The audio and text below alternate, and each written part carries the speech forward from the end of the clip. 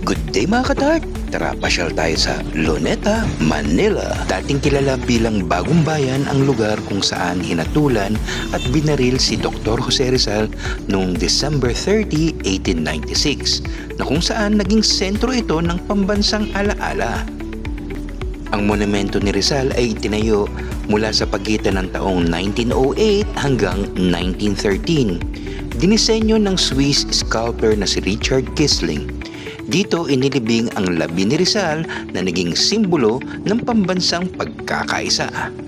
Ang bantay sa monumento ay galing sa Marine Security and Escort Group ng Philippine Marines.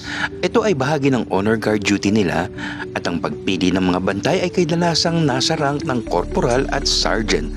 May changing of guard duty o ceremony na periodic na nagpapalit ng mga bantay at minsan may silent drill exhibition din. Alam nyo ba na ang flagpole dito sa Luneta Park ay tinawag din na Kilometer Zero? Ito ang reference points kung saan sinusukat ang distansya ng mga pangunahing kalsada sa Pilipinas. Isa pang atraksyon na huwag mong palalagpasin pag nandito ka sa Rizal Park ay ang kanilang dancing and musical fountain.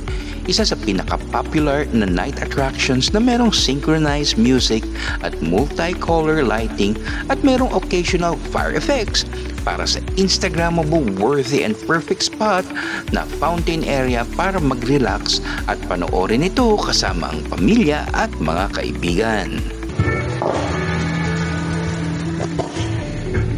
When in Manila, make your trip complete with a walk through the iconic world-class Rizal Park, a place where history, culture, and the true spirit of the Philippines comes alive for every traveler.